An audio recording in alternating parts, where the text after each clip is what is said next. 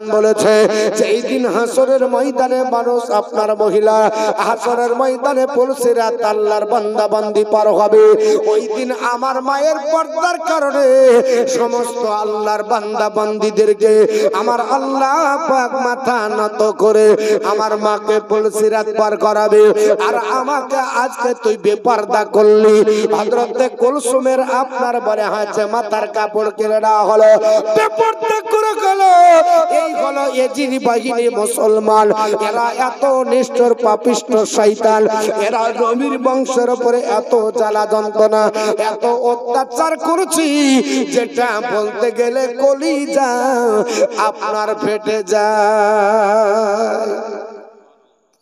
আমার আপনার বারে হয়েছে সেকিনা, তিনি কান ধরে কাঁদে, ওগো ফুফু আম্মা জান, আমার দুটো কান আপনার কেটে নিয়েছে, মাগো তুমি সহ্য করো, ধৈর্য করো, ধৈর্য ধারণ করো, আল্লাহ পাক ধৈর্যের পরীক্ষা আমাদের নিচ্ছে। যাই হোক বাবা, সমস্ত কিছু লুটপাট করে নেওয়া হলো, খিমা আপনার জ্বালিয়ে দেওয়া হলো। আপনার বলে হাতে 3 দিনের পিপাসিত মহিলা হযরতে আপনার বলে হাতে জাইনাব রাদিয়াল্লাহু তাআলা আনহা, তিনি জয়নাল আবেদিনকে বুকের সঙ্গে আপনার ধরে তিনি টানতে টানতে আপনার বাইরে বের করলেন। ওই সময়তে তিনি দেখতেছেন হযরতে আপনার বলে হাতে আপনার জয়নাল আবেদিন হযরতে আপনার হোসাইনের মাথা মোবারক যেন আপনার বলে হাতে ওই নেজা বল্লমের আগালে তিনি যেন কোরআন তেলাওয়াত করতেছে। জোরে বলুন সুবহানাল্লাহ। মা জাইনাব রাদিয়াল্লাহু তাআলা আনহা জয়নাল আবেদিনকে বের করে বলে, বেটা আমাদের আর কেউ নাই, বেটা তুমি একটু আপনার হাত ধরো, পা ধরো, তুমি একটু দাঁড়ানোর চেষ্টা করো। ক্ষমা পড়িয়ে দিয়েছে, আমাদের সয় সম্পত্তি লুটপাট করে নিল, জামা কাপড় গুলো সব লুটপাট করে নেওয়া হলো, ঘোড়া গুলোকে কেড়ে নেওয়া হলো, বস্ত্র গুলো কেড়ে আপনার বলা হয়েছে আপনার 10 তারিখে সব লুটতারাজ করে দেওয়া হলো। আপনার বলে হয়েছে বেপর্দা করে নারীদেরকে উন্মুক্ত আকাশের নিচে আপনার গরম বালির উপরে আপনার দাঁড় করে দেওয়া হলো। 10 তারিখ আপনার বলে হয়েছে দিন চলে গেল, রাত্রি বেলা হয়ে গেল। মা আপনার জাইনাব রাদিয়াল্লাহু তাআলা আনহা 10 তারিখের আপনার কি ঘটনা গো বাবা, তিনি বলেছিলেন শুনবে আপনার ইয়াজিদের দল, আজকে আমাদেরকে রাত্রি বেলাতে তোরা রাহদান করিস না, আমাদেরকে তোরা আপনার বেইজ্জত করিস না, আমরা সম্মানীয় আপনার ব্যক্তি, আমাদের কাছ থেকে জগৎ শিখে রে, আমাদের আপনার বলা হয়েছে ইজ্জতে হাত দিস না। আল্লাহর আপনার বলা হয়েছে বন্দি পৃথিবীর জমিনে আপনার বলা হয়েছে হযরত আপনার জাইনাব রাদিয়াল্লাহু তাআলা আনহা রাত্রি বেলাতে আপনার বলা হয়েছে একটু দাঁড়িয়ে আছে, আর কে যেন ঘোড়া দৌড়িয়ে আসতেছে। সবাই আপনার বলা হয়েছে বিভিন্ন কাজে ব্যস্ত, নবীর আপনার নবাসাত নবীর বংশধর কারবালার মাটিতে চিন্তায় চিন্তিত। বাচ্চাদেরকে তিনি আরাম করার জন্য বলে, তোমাদের আরাম নাই, তোমরা একটু আরাম করো, আমি পাহারা দিই। যেমনি একটু পাহারা দেওয়ার জন্য আপনার বলা হয়েছে তিনি আপনার বলা হয়েছে দাঁড়িয়েছে। আপনার দেখা যাচ্ছে একটা ঘোড়া দৌড়ানো আপনার সবার হয়ে চলে আসছে। মা জাইনাব মনে করেন আল্লাহ বিপদ মনে হয় বেশি হয়ে গেল, যদি খিমার ভিতরে আসার পরে যদি আমাদের আপনার বলা হয়েছে মহিলাদের বেইজ্জত করে তাহলে মুসিবত আরো হবে। মা জাইনাব আপনার তরবারি নিলেন, আজকে ভাই নাই তো কি হচ্ছে, আমার হযরতে আপনার আলীর রক্ত আছে, তিনি তরবারিটা নিয়ে দাঁড়িয়ে বলছে সবারই রে তুই দাঁড়িয়ে যা, নচেত আমি হযরতে আলীর মেয়ে ছাড়ব না। যেমন আপনার হায়দারের আপনার একটা আপনার তাকবীর মেরেছে, নারে হায়দারি বলে তাকবীর মেরেছে, কিন্তু বাবা আগন্তুক পুরুষ দাঁড়ায় না। হযরতে জাইনাব মনে মনে চিন্তা করছে, শুন তোর একদিন কি আমার একদিন, আজ যদি আমি নবীর বংশের দিকে হাত বাড়াস তাহলে তোকে আপনার জিন্দা রাখা হবে না। বলে মা জাইনাব আপনার দাঁড়িয়ে যাবার পরে ওই ঘোড়ার লাগাম ধরে নিয়ে বলছে, শোন, এখন যদি আমার আব্বা হযরতে আলী থাকতো তোর আপনার শিরচ্ছেদ করে দিত। যেমনি বলেছে আপনার সঙ্গে সঙ্গে এই আগন্তুক পুরুষ নিজের নেকাবটা খুলে দিয়েছে, নিজের মাথা মোবারক থেকে আপনার চাদরটা সরিয়ে ডাক দিয়ে বলছে, বেটি আমাকে চিনতে পারলি না? আমি যে তোর আব্বা হযরতে আলী, আমি যে শেরে খোদা হায়দারে কাররার ফতেহে খাইবার, আমি তোমার জন্য চলে এসেছি। আপনার জাইনাব বলে, আব্বা জান এতক্ষণ কোথায়? আপনার আলী আসগার চলে গেছে, কই তো আসেননি। আলী আকবার চলে গেছে, আসলেন না। হযরতে আপনার আউরু মোহাম্মদ চলে গেছে, আসলেন না। হযরতে আপনার বলে হয়েছে হোসাইন কত কষ্ট করে মাথার আপনার পরে হয়েছে মাথা মুবারক কেটে আপনার চুলগুলোকে ধরে লটকে কষ্ট দিল। ওগো আব্বা জান আপনার মুখের উপরে কত ছোরা মেরেছে, দাঁতগুলোকে ভেঙে দিয়েছে, আপনার শরীরে কত জখম, আপনি কি দেখতে পেলেন না? তখন কেন আসলেন না?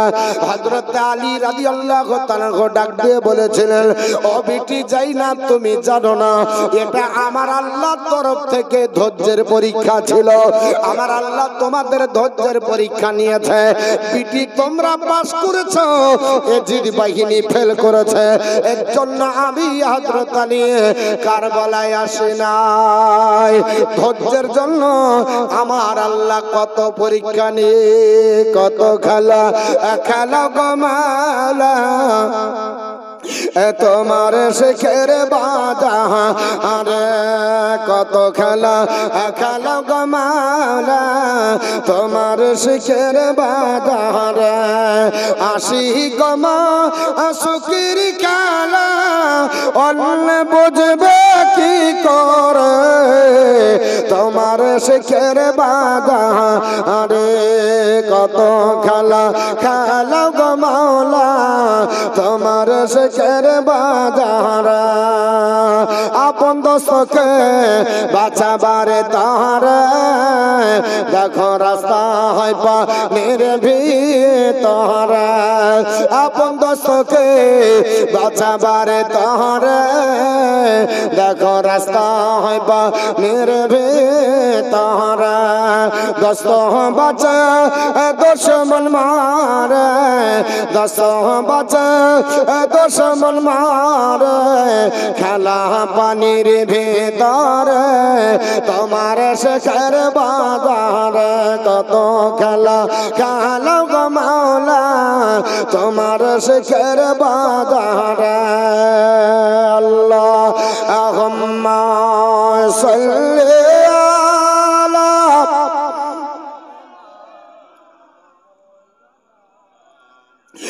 মুহাম্মদ ওয়া আলা আলি সাইয়্যিদিনা মাওলানা মুহাম্মদ সাল্লাল্লাহু তাআলা আলাইহি ওয়াসাল্লাম। আমার মুসলমান আপনাদের কাছে আলোচনা করছিলাম বাবা মর্মান্তিক ঘটনা কারবালার মাটিতে। আপনার বলে হচ্ছে হযরত জাইনাব বলে আব্বা জান আমাদের পরীক্ষা নিয়েছে আল্লাহর তরফ থেকে। বলে হ্যাঁ বিটিরে তোমরা পাস করে গেছো, চোখের পানি মোছো। আমার আল্লাহ পরীক্ষা নিয়েছে। আল্লাহ পৃথিবীতে বহু নবীর পরীক্ষা নিয়েছিল। হযরত ইব্রাহিম আলাইহিস সালামের পরীক্ষা নিয়েছিল। ইব্রাহিম নমরুদের অগ্নিকুণ্ডতে পড়ে আল্লাহর পরীক্ষা দিয়ে পাস করেছে। বেটাকে কুরবানি দিতে বলেছিল, আল্লাহ পাকের নবী আপনার কুরবানি দিয়ে আপনার বলে হচ্ছে পরীক্ষায় পাস করেছে। আল্লাহর নবীগণ পরীক্ষা দিয়েছে। ও বেটি তুমি চিন্তা করো না, আল্লাহ তোমাদেরকে পাস করিয়েছে। যাই হোক বাবা বলে আপনার হযরত আলী বিদায় নিলেন। রাত্রি একটু গভীর হতে নাই হযরত জাইনাব রাদিয়াল্লাহু তাআলা আনহা তিনি দেখতেছে কে যেন ফসফস ফসফস করে কান্না করে। হযরত আপনার জাইনাব বলছে কে কান্না করে দেখে লাশের দিকে একটু তাকিয়ে দেখতেছে যেন হযরত আপনার বলে আছে সাকিনা 7 বছরের বিটি যেন হোসাইনের কাটা লাশের উপরে বুকের উপর শুয়ে আব্বা আব্বা করে কান্না করে। ডাকতে বলল বিটি ও সখিনা কি ব্যাপার তুমি কার উপরে শুয়ে আছো? বলে আব্বা জানের আপনার বুকের উপরে শুয়ে আছি। বিটিরে কি করে জানতে পারলে ওটা তোমার আব্বা? বলে আমি এই 7 বছরে কোনোদিন আমার আব্বা আমাকে বুকের উপর না নিয়ে ঘুমাতেন না, আমাকে বুকের উপর নিয়ে ঘুম দিতেন, তারপরে আমার ঘুম হতো। ওগো আমার ফুফু আম্মা জান, আজকে যে আমার বুক খালি, আমার আব্বা যে বুকের উপর একবারও নিল না। তাই কারবালার মাটিতে লাশের কাছে দাঁড়িয়ে বললাম, আব্বা জান আমি তোমার সখিনা কাঁদছি, কই আমাকে একটু ঘুম দিয়ে দাও। যেমনি বলেছি সঙ্গে সঙ্গে আমার আব্বার লাশের ভিতর থেকে আওয়াজ আসলো, বিটি সখিনা এ ধারাও আমি আপনার বলে হাঁচে হযরতে আপনার হোসাইন। ও ফুপু মা, আমার আব্বা জানের লাশকে আমি আপনার চিনতে পারলাম। আমার আব্বা জান আমাকে ডেকে আমাকে বুকে নিয়েছে। হযরতে সখিনা লাশের উপর এইভাবে ছিলেন বাবা। এই করে রাত্রি পার হয়ে গেল। আওলাদে রাসূলুল্লাহ সারা রাত্রি ইবাদত আর বন্দেগী করে চোখের পানি ছেড়ে কাঁদিয়েছিলেন। হযরতে জাইনাল আবেদিন এত কান্না করেছিলেন, জাইনাল আবেদিন জিন্দেগিতে হাসি আপনার ফোটান না। আপনার আরব এলাকা মক্কা মুআজ্জামা মদিনাতুল মানওয়ারাতে ফিরে আসার পরে লোকেরা জিজ্ঞেস করত, হুজুর আপনার বলা হয়েছে আপনার মুখে কোনো হাসি দেখতে পাই না। ইবনে কাসির রহমাতুল্লাহ আলাইহি তিনি বলেছেন, হযরতে জাইনাল আবেদিন জিন্দেগিতে কোনোদিন আর হাসেননি, তবে হাসি মুচকি হাসি হাসি এটা সুন্নতি হাসি। হযরতে আপনার মা আয়েশা সিদ্দিকা বলেছে, আপনার ওয়াট্ট হাসি হাসলে উযু ভেঙে যাবে, ওটা হলো শয়তানের হাসি। আর মুচকি হাসি হলো আপনার নবীর সুন্নতি হাসি। আল্লাহর কোরআন যেমন বলেছে, ফাতাবাসসামা দাহিকাম মিন কাউলিহা, সুলাইমান নবী আপনার দূর থেকে 3 কিলোমিটার দূর থেকে পিপিলিকার কথাই মুচকি হাসি দিয়েছিলেন। এই আয়াতের ব্যাখ্যাতে আপনার তাফসীরের কিতাবে মা আয়েশার একটা হাদিস নকল করা হয়েছে। মা আয়েশা বলে, নবীজি জিন্দেগিতে কোনদিন দাঁত বের করে হাসেননি। আর আমরা হাসতে হাসতে এমন হয় যে অন্যদিকে হাওয়া বেরিয়েছে, এত হাসি। মা আয়েশা সিদ্দিকা বলে, নবী হাসতেন মুচকি মুচকি হাসি হচ্ছে সুন্নাতে রাসূল। এই হাসিটা হাসতে হবে। আর জাইনাল আবেদিন কোনোদিনই হাসেননি। আর কেন? ওনাকে জিজ্ঞেস করা হয়েছিল, উনি বলেছিলেন, যদি কারবালার মাটিতে তোমরা নিজের চোখে দেখতে, তাহলে জিন্দেগিতেই তোমাদের হাসি বের হতো না। আমি যখনই হাসতে চাই, কারবালার মাটি আমার সামনে দাঁড়িয়ে যাই, জাইনাল রে কি করে তুমি হাসবে? তোমার সম্মুখে এত কিছু ঘটনা ঘটে গেল। হে মদিনার বাসীরা, আমি হাসতে পারি না। মদিনার আপনার মাটি জানো আজও আমাকে দুঃখের আপনার বলে হাসে কষ্টের বার্তা বহন করে। এর জন্য জিন্দেগিতে হযরতে জাইনাল আবেদিন কোনদিন তিনি আর হাসেননি। 10 তারিখ পার হয়ে গেল, রাত্রি পার হয়ে সকাল বেলা 11 তারিখ হলো। আপনার ইবনে জিয়াদের তরফ থেকে হুকুম আসলো, লাশগুলোকে আপনার বলে হাঁচে মাথা আলাদা করো। হযরতে আপনার হোসাইনের মাথাটা যেমন আলাদা করা হয়েছিল, কিতাবের ভিতরে এসেছে মাবাদে কারবালাতে এসেছে। এ মুসলমান, শুধু একটা মাথা না গো মুসলমান, আরো মাথাগুলোকে আলাদা করে কেটে নেওয়া হলো। লাশগুলোকে দাফন করে দেওয়া হলো কারবালার মাটিতে। আর আপনার মাথা আপনার মোবারক গলা কাটতে লাগলো। এই আপনার মাথা কেটে আপনার একটা গোত্রের নাম হাওয়াজিন, এই হাওয়াজিন গোত্রকে 12টা মাথা দেওয়া হলো। আর একটা গোত্রের নাম হচ্ছে আসআদ, এই আসআদ গোত্রকে 13টা মাথা দেওয়া হলো। আর একটা গোত্রের নাম হচ্ছে বানি তামিম, ওই তামিম গোত্রকে 14টা মাথা দেওয়া হলো। একটা গোত্রের নাম হচ্ছে সাআদ, ওই সাআদ গোত্রকে দেওয়া হলো 6টা মাথা। এই করে আপনার মাথাগুলোকে বন্টন করে দেওয়া হলো। বাকি আরো সবকে দেওয়া হলো। হোসাইনের মাথাটা দেওয়া হলো খুলিকে বাবা। এই খুলি আপনার বল্লমের উপর দিলেন। হযরতে হোসাইনের নেজা কেড়ে নেওয়া হলো, বল্লমটা কেড়ে নেওয়া হলো, মাথাটা কেড়ে নেওয়া হলো। আপনার আপনার পাগড়িটা কেড়ে নেওয়া হলো, জুতা মোবারক থেকে যা ছিল সব কেড়ে নেওয়ার পরে 11 তারিখে আপনার বলে হচ্ছে আপনারা হলে বয়ারদের উপরে আপনার নির্মম অত্যাচার শুরু করা হলো। যে মহিলারা আপনার জীবনে কোনোদিন বেইজ্জত হন না, জীবনে কোনোদিন মাথার কাপড় আপনার পড়ে না, তাদের মাথার কাপড় ফেলে তাদেরকে অর্ধ উলঙ্গ করে ওই আপনার বলে হাঁচে উটের উপরে চাপিয়ে দেওয়া হলো। উটে চেন্নাই এমনি আপনার বলে হাঁচে চাপিয়ে দেওয়া হলো। মা সকিনাকে লাঙ্গা উটের উপর আপনার চাপিয়ে দেওয়া হলো। জয়নাল আবেদিন অসুস্থ, হাত দুটো বেঁধে দেওয়া হলো, আপনার পায়ে বেড়ি লাগিয়ে দেওয়া হলো, আপনার গলাতে একটা ভারী ওজনদার জিনিস ঝুলিয়ে দিল। জয়নাল আবেদিন দৌড়ে যেন পালিয়ে না যেতে পারে, যেন আপনার মাথাকে নত করে চলে। আল্লাহর নবীর নওয়াসাদের কি পরিণতি বাবা! 11 তারিখে আপনার সকাল বেলায় যাত্রা শুরু হয়ে গেল। আপনার রাস্তা দিয়ে আপনার চলতে আরম্ভ করেছে। আপনার কিছু দূর যেতে না যেতে ইমাম হোসাইনের মস্তক মুবারক বাবা খলির আপনার বল্লম থেকে নিচে পড়ে যায়।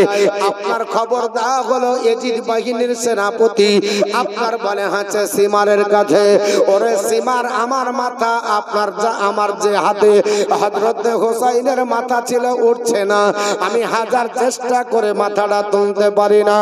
এ সিমার, এর কোন বিকল্প রাস্তা একটু দেখাতে হবে। হযরত হোসাইনের মাথা মুবারক তুলতে পারলো না, কোন রকমে চেষ্টা করে উঠলো না। হযরত হোসাইনের মাথা মুবারক তুলতে না পারার কারণে আপনার খলি তাড়াতাড়ি যাবার পর সিমারকে বলল, সিমার আপনার বলা হয়েছে সিদ্ধান্ত না নেবার পরে দৌড়ে গিয়ে জয়নাল আবেদিনের কাছে গেল। জয়নাল আবেদিন, তোমার চাচার মাথা পড়ে আছে, বলো কেন মাথা উঠছে না, কারণটা জানো? হযরত জয়নাল আবেদিন আপনার বলে হাঁচে বলছে, বলে চাচা জানের মাথা ওঠে না, বলে না কেন? বলে তুমি গিয়ে তাড়াতাড়ি তোমার আপনার মা না ইয়াকে বলো, তোমার আপনার চাচাকে বলো, মাথা যদি না ওঠে তাহলে গোটা আহলে বর্গকে এখানে শহীদ করা হবে। জয়নাল আবেদিন দৌড়ে গেল, চাচা জান ও আব্বা, আর আপনি এইভাবে আপনার পড়ে থাকবেন না, আপনি তাড়াতাড়ি উঠে পড়ুন, আপনি যদি না ওঠেন এজিদ বাহিনী আমাদের আরো কষ্ট দেবে। জয়নাল আবেদিন আব্বা হুজুরের মাথায় চাচা জানের মাথার কাছে গিয়ে, আরে ওগো চাচা জানা, একটু মাথাটা উঠা, একটু উঠে পড়ে। আচ্ছা, মরা মাথা কথা বলতে পারে? হ্যাঁ, কথা বলতে পারে না, কিন্তু তারিখের কিতাবে আছে এবং আপনার আল বিদায়া ওয়ান নিহায়া ইবনে কাসির রাহমাতুল্লাহ আলাইহি লেখা যে আল্লাহর নবী সাল্লাল্লাহু আলাইহি ওয়াসাল্লামের নওয়াসা ইমাম হোসাইনের মাথার কাছে পবিত্র কোরআনের সূরা আসহাবে কাহাফের ঘটনার একটা আয়াত পড়া ছিল, তো সঙ্গে সঙ্গে ইমাম হোসাইন উত্তর দিয়েছিলেন, জোরে বলুন সুবহানাল্লাহ। তো মুসলমান ইমাম হোসাইন কাটা মস্তকের কাছে জয়নাল আবেদিন বলে, চাচা যান উঠেন একটু, না হলে আমাদের পরিণতি খারাপ। জবান খুলে গেল, ডাক দিয়ে বলল, বেটা উঠবো কি করে? ও বেটা উঠতে পারবো না, আমার 7 বছরের সখিনাকে মেরে তারা নিচে ফেলে দিয়েছি, রাস্তাতে এসে পড়ে আব্বা আব্বা করে চিৎকার করে। সব কাফেলার লোক চলে গেছে, সখিনা নিচে পড়ে গেছে, এটা তারা জানাবে না মুসলমান। এই খবরটা বলা বলি করতে করতে মা জাইনাবের কাছে খবর গেল। জাইনাব আপনার বলল, বলে সীমার চিন্তা করিস না, আমি তাড়াতাড়ি আপনার বলে হাঁচে সকিনাকে খুঁজি। সকিনাকে খোঁজার জন্য জাইনাব চলে গেলেন। রাস্তার ডানে পাশে ইধার উধার চতুর্দিকে তাকিয়ে দেখেন, আর যাই আপনার সকিনা করে কান্না করেন, ওগো সকিনা, একবার তুমি ফুপু মার ডাকে সাড়া দাও। সকিনা, তোমারে যদি না পাই তাহলে ভাইয়ের মাথা উঠবে না, আর যদি না ওঠে বিপদ আরো বাড়বে, এজিদ বাহিনী ছাড়বে না। তুমি একটু তাড়াতাড়ি কোথায় আছো বলে দাও। হযরতে সকিনার কোনো আওয়াজ পাওয়া গেল না, সকিনা কোনো আপনার কথা বলেন না। এই করে কিংকর্তব্য বিমূঢ় হয়ে গেলেন, চতুর্দিকে দৌড়াদৌড়ি আরম্ভ করে দিলেন। আপনার সীমার এইদিকে পায়তারা করতে আরম্ভ করেছে। সীমার বলছে জয়নাল আবেদিন তাড়াতাড়ি তোমরা দেখো, না হলে তোমাদের পরিণতি খুব খারাপ হয়ে যাবে। ফুপু আম্মা জান গেছে, একটু ধৈর্য ধারণ করো বলে কতক্ষণ রাস্তাতে দাঁড়িয়ে থাকা যায়। মা জয়নব বলতেছেন আয় আল্লাহ, আমাকে একটু ধান তুমি আমার রাস্তা ক্লিয়ার করে দাও, আমার সখিনা কোথায় আছে আল্লাহ একটু বলে দাও। এইভাবে তিনি কান্নাকাটি করে দৌড়াদৌড়ি করতেছেন। হঠাৎ করে আপনার কে যেন ডাক দিয়ে আপনার বন্ধেছে, আপনার বলে খাচ্ছে জয়নাব তুমি কে গো, তুমি কি খুঁজছো বলে কে গো মা। বোরকা পরিহিত আবৃত একজন মহিলা রাস্তাতে আপনার বসে যেন আপনার আঁচল দিয়ে কি ঢেকে নিয়েছে। হযরতে জয়নাব বলতেছেন মা আমি হলাম একজন মদিনার পথিক, আমরা এসেছিলাম কারবালার মাটিতে, আমার ভাই হোসাইন সহ সবাই শহীদ হয়ে গেছে। এই মাথা মোবারকরা আপনার নিয়ে এজিদের আপনার দরবারে যাওয়া হবে। আগে যাওয়া হবে ইবনে জিয়াদের কাছে কুফায়, কুফার কাছ থেকে যাবে দামেস্কের মাটিতে। ওগো আপনার বলে আছে আমার আপনার বলে আছে অবস্থা খারাপ, আমাদের সখিনা কোথায় হারিয়ে গেছে পাওয়া যায় না। সঙ্গে সঙ্গে নিজের আঁচল খুলে বলছে এটা কেটা, দেখতেছে সখিনা ওখানে। জোরে বল সুবহানাল্লাহ। ডাক দিয়ে বলে মা তুমি কে।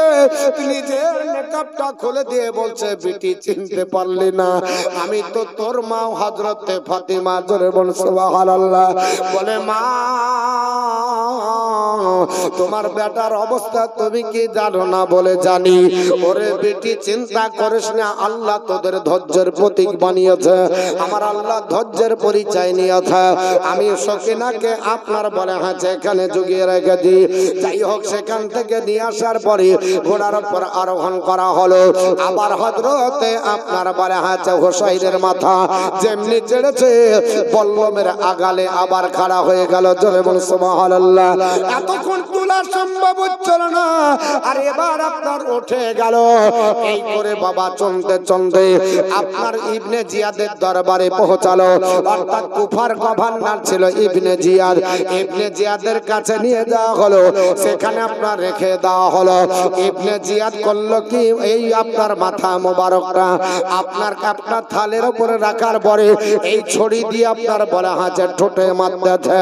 এটা আপনার গোটা কুফাবাসীরা দেখতে ছিল, অবাক হয়ে সবাই বলে আরে এই হোসাইনের ঠোঁটের উপর নবী চুম্বন দিয়েছে, আর আপনার ইবনে জিয়াদ আজকে আপনার আঘাত করে। সাহস কারো হলো না, একজন সাহাবী দাঁড়িয়ে গেলেন। ওই সাহাবীর নাম হচ্ছে হযরত আরকাম রাদিয়াল্লাহু তাআলা। আরকাম রাদিয়াল্লাহু তাআলা দাঁড়িয়ে বলল, বলে ওবাইদুল্লাহ ইবনে জিয়াদ তোর রহম নাই।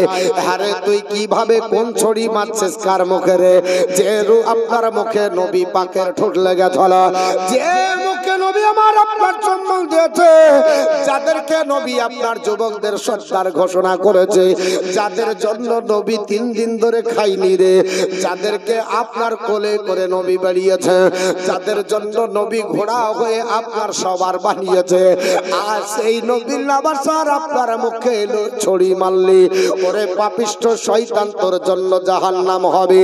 যেমনি বলেছে ইবনে জিয়াদের রাগ হয়ে গেল।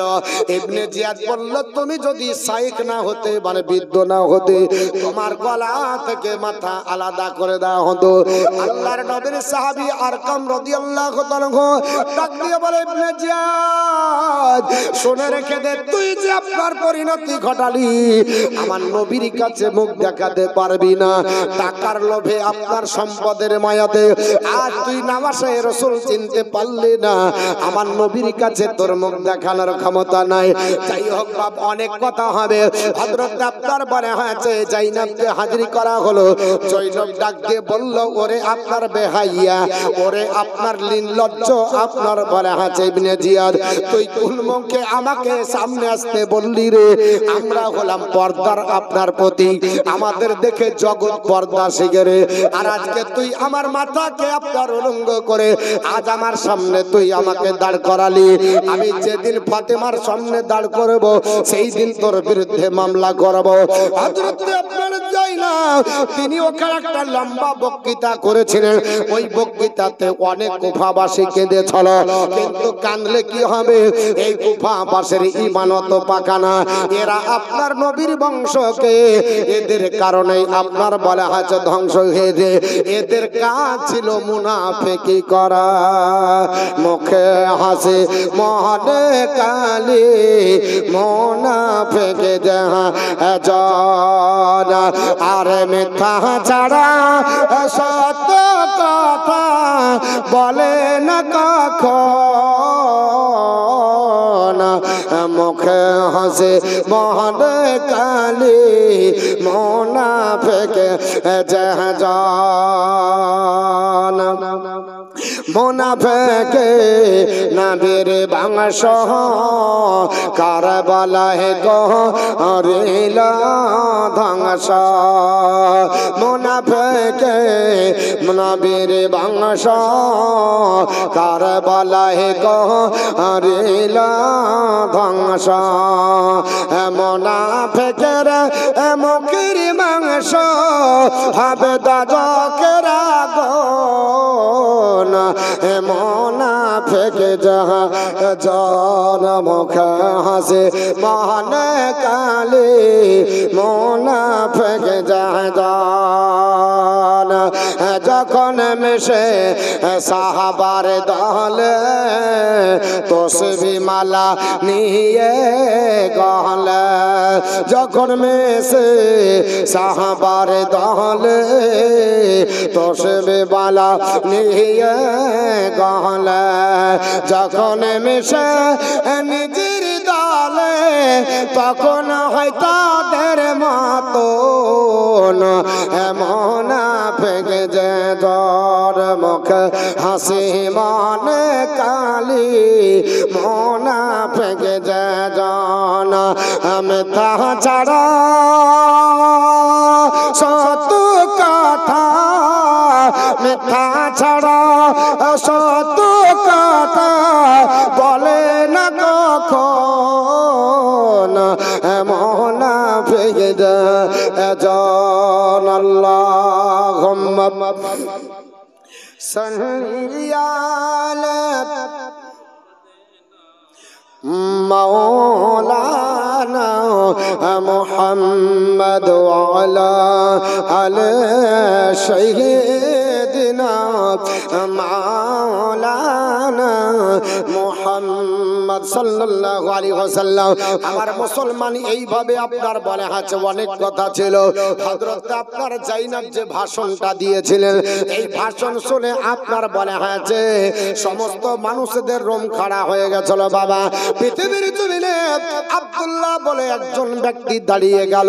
দাঁড়িয়ে যাবার পরে বলছে, এই ভাষণ শুনে, বক্তব্য শুনে মনে হচ্ছে হযরতে আলী এসে নেমে গেছে। জোরে বলুন সুবহানাল্লাহ। হযরতে আলীর মতো যায়নাব রাদিয়াল্লাহু তাআলা আনহা তিনি আপনার ইবনে জিয়াদের দরবারে ভাষণ দিয়েছিলেন। আপনার বলে আছে এইভাবে অনেক ঘটনা বাবা ঘটবে।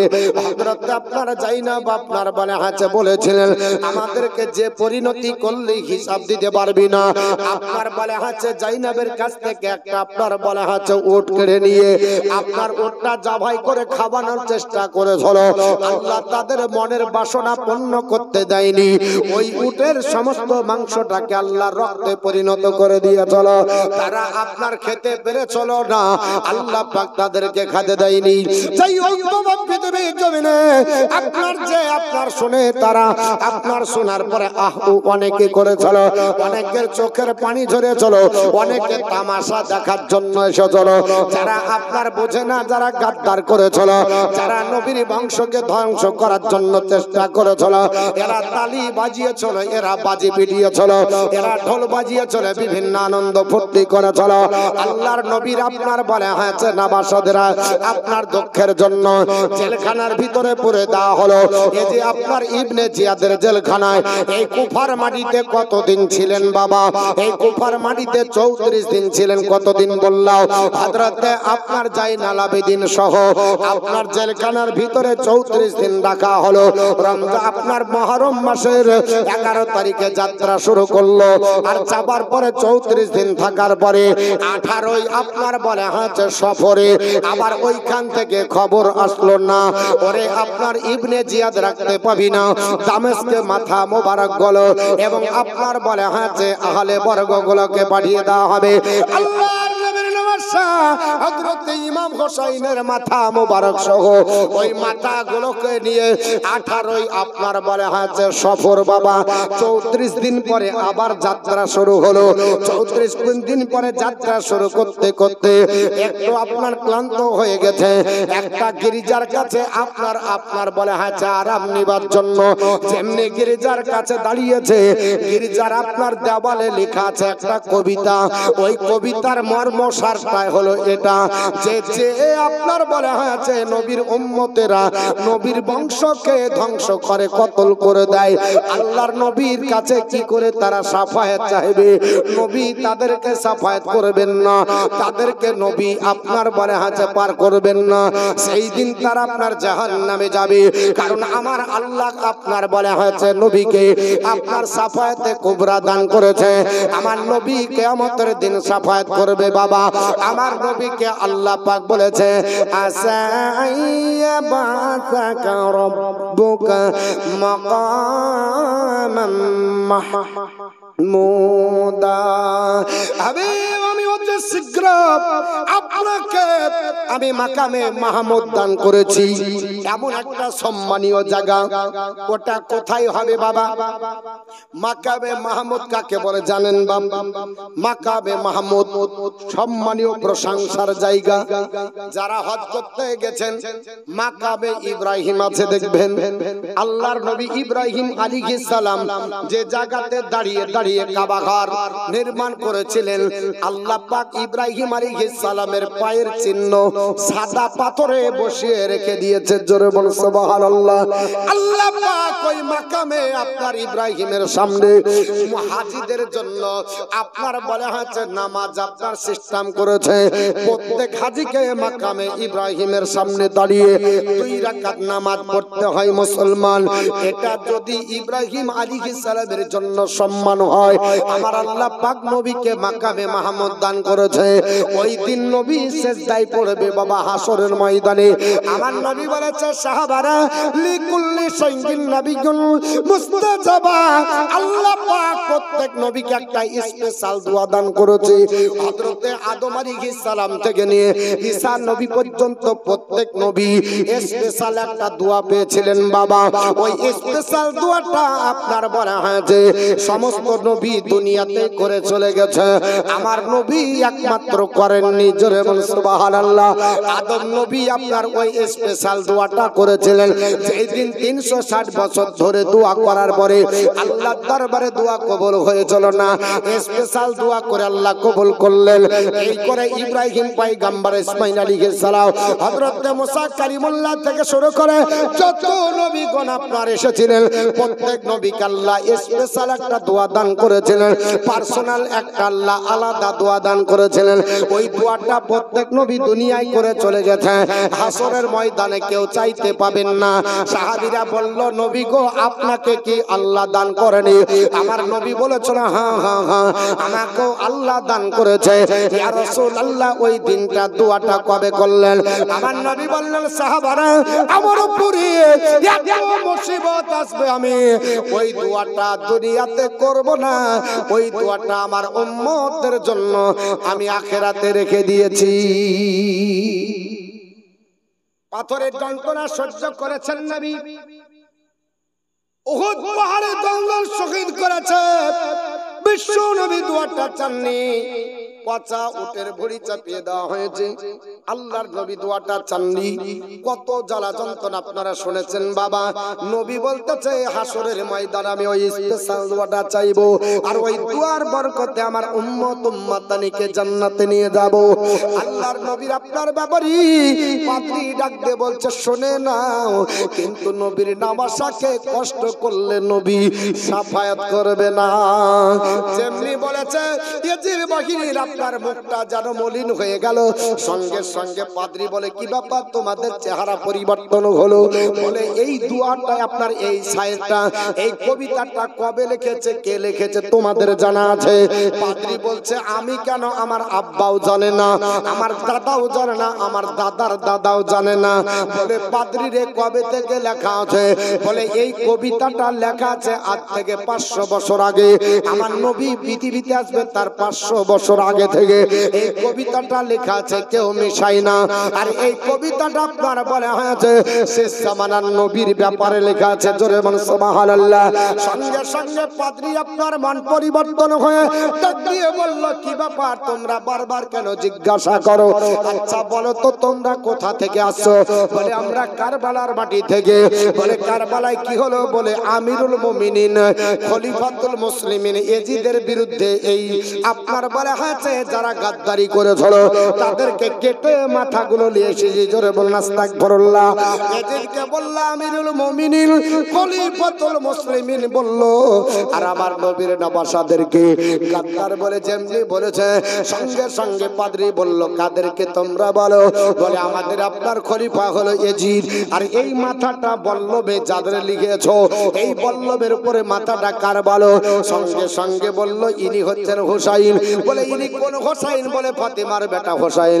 ইনি হচ্ছেন হযরতে আলীর বেটা ভোতা আপনার হোসাইন, নবীর নামাশা হোসাইন। সঙ্গে সঙ্গে ওই পাদ্রী বলে চলো তোদের ভালো হবে না, আল্লাহ তোদেরকে আযাবে গ্রেফতার করে জাহান্নামে পাঠাবে।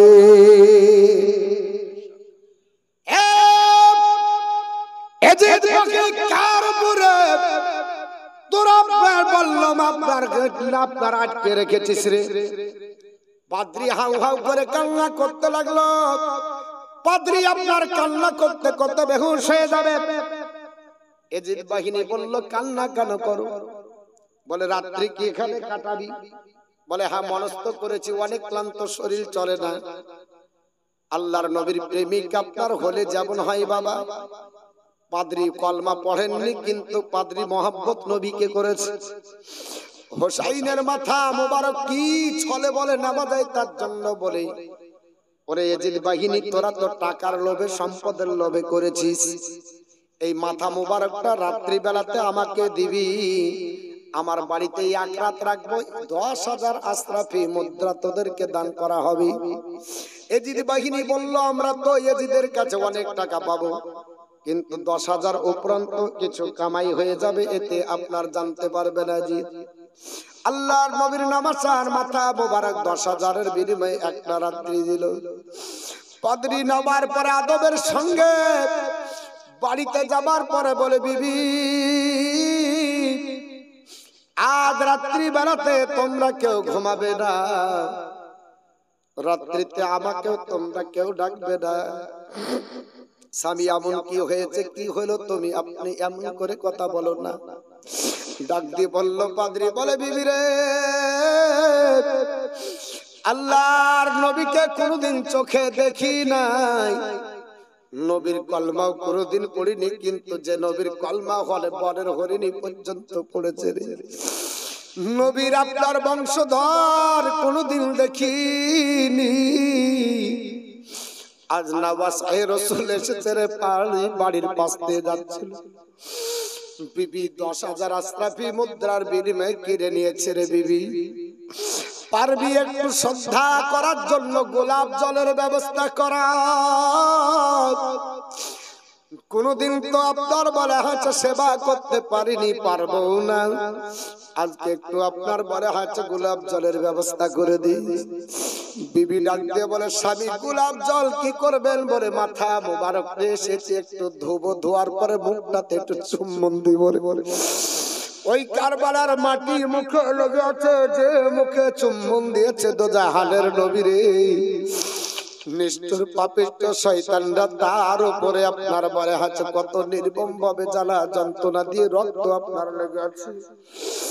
পাদ্রীর বিবি আপনার গোলাপ জল আপনার নিয়ে এসে দিল হুসাইন, আপনার বলা হচ্ছে তিনার আপনার মাথা মুবারক উঁচু জায়গায় রেখে পাদ্রী সুন্দর করে মাথা মুবারক গুলোকে আলগা আলগা করে আপনার রক্ত গুলো সরিয়ে দিতেছে।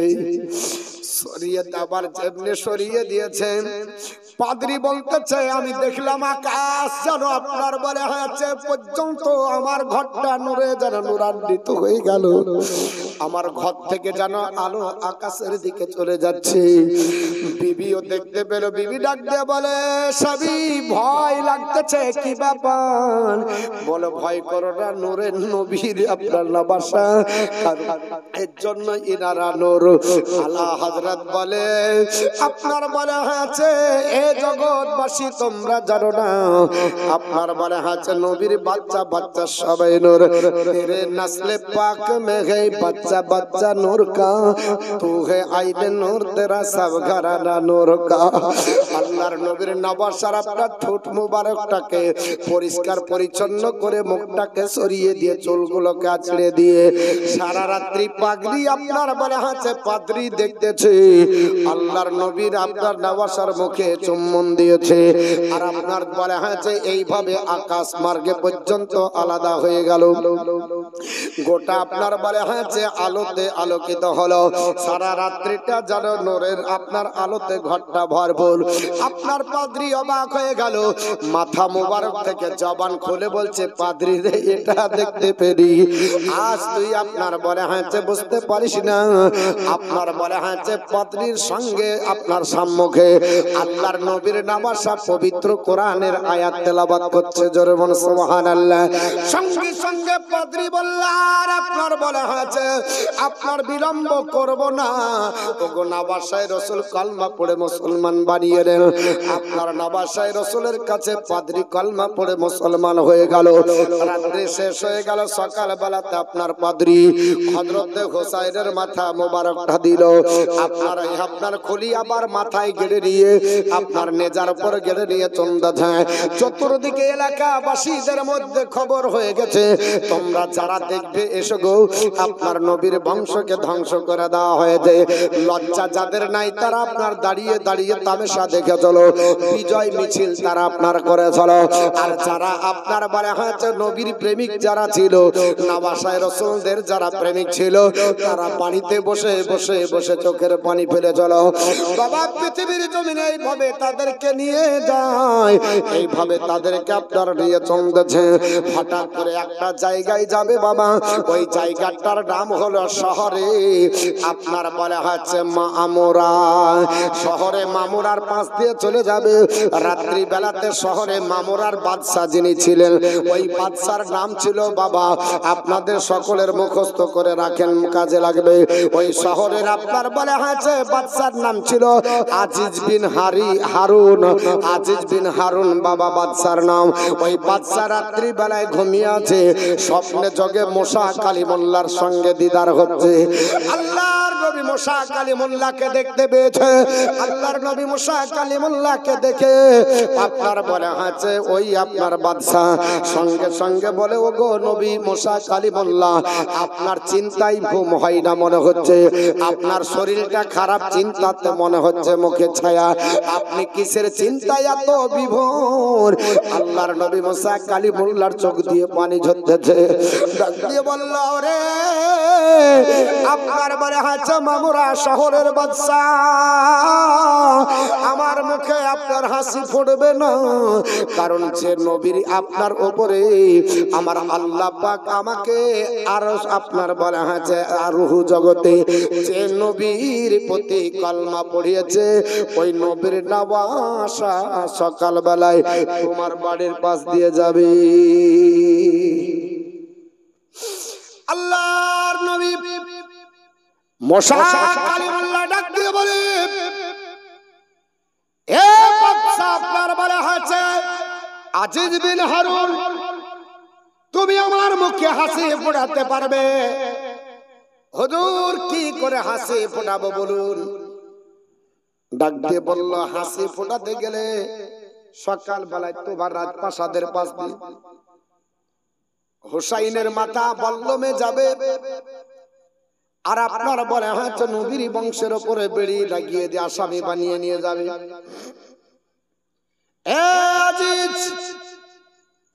তুমি যদি আমার আপনার বলে হয়েছে হুসাইনকে আমার সালামটা পৌঁছে দাও, তাহলে আমার মুখে হাসি ফুটবে। জোরে বলুন সুবহানাল্লাহ।